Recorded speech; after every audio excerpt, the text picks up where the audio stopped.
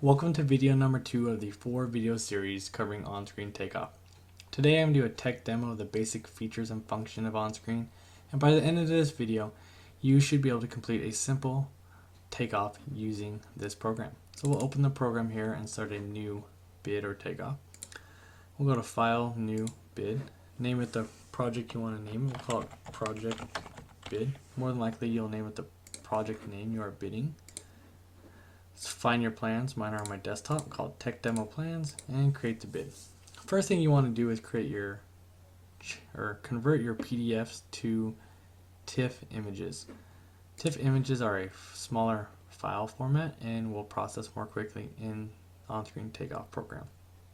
So go to image at the top, go down the bottom and convert current image to TIFF. So for the sake of this project, I have already started a takeoff. Some of you might have seen these plans before, and that is good. So we'll start here. We're going to do a count condition because on-screen takeoff is on this blue cross here. Linear, area, or count. So linear is curb and gutter, handrails, expansion joints, anything that can be measured in a length. Area condition, area of concrete, area of sheathing, area of paving, area of roof, area of stucco, area of wall for paint, etc. Counts, count of bollards, count of types of windows, types of doors. So we'll start here. Well, first thing we want to do is check our scale. Any plans you use, check your scale. On-screen takeoff has architectural and civil scales. This one says 1/4 inch is a foot. You want to check a dimension either they have or a dimension you know. So this should be 3 feet. Indeed it is. So the scale is right. Architects are sometimes wrong, so to check the scale is okay, and it's going to give your numbers more accuracy, because if you are off, your numbers will be off, hence your bid will be off, and you might not get the job, or you'll be bidding the job too low, and you'll be coming a lot of money out of pocket. So we're going to count how many windows of each type. So we have 1, 2, 3, 4 on the top, 1, 2, 3, 4 on the bottom, and the bottom right you see a 5. So I've already created some conditions for count. So we'll click the number 1 window type, click it there, because we have 2. Number 2, click, and it's simple as that.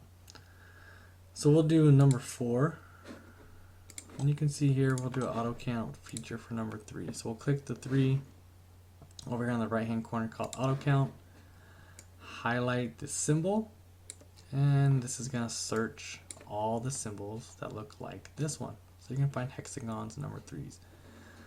So we'll unselect all and we'll select our number 3s. And now it automatically gave us the number 3s. So this feature is useful for plans where you have a lot of counts that you need to do quickly, and that'll help rather than clicking here, clicking there, and maybe missing a few. So that auto count feature is really nice. So that's the count condition, and to create a count condition, you'll just click that plus, create a count. Here, you know, 8800 is glass. We'll do window type 12. We'll put it under the windows there. You could change the color you want it to be, the width. Your count can be a square, circle, triangle, or rectangle, etc. So let's go ahead and jump over to area and linear conditions. So we have a plan here, and we can see we have some. The blue is curb and gutter, and the green is concrete. So let's go ahead and go over here to our conditions, and we see our sidewalk is called out with a B, and sidewalk, and the A over X 101 is down here in the legend for the detail sheet. And you see here on the detail sheet, AX 101, standard 2D concrete sidewalk, about 4 inches thick. So to create an area condition, we'll hit plus. Area condition, we know 02530 is site concrete. We'll do B. We'll call this one courtyard concrete, and we'll put it on the layer of site concrete. And we'll pick, say, this color. We know it's 4 inches thick. We know concrete is measured in volume of cubic yards. And you could put a note here saying courtyard is this, or any other notes for that specific condition. So we'll go up here, and you can see that we already have the sidewalk. So we'll continue with the sidewalk. It's simple. Just click, click, follow the line, click, and to end it, double click. So we'll click on this site concrete for courtyard, and you can see everything diagonally with the expansion joint is what I want to call the courtyard. And instead of clicking here, we can just actually just drag a big box or rectangle, and we'll say it's that. Now we see these seat walls or planners here in the middle, and we'll go up here in the top right hand corner with the yellow insert called back out mode. That's pretty much just going back through and cutting these out. So it's faster to make one big square and then come back through and cut these out. And it's the same thing. Click, click, and then double click. And you can see the square footage as far as the quantity went down because we were taking it out. Now let's go ahead and create a linear condition for the curb at this handicap ramp right here. Go ahead and click the plus, click linear. Again, it's going to be some site concrete, and we'll call it 6-inch height curb because that's what it is. And again, we'll put it on the site concrete layer.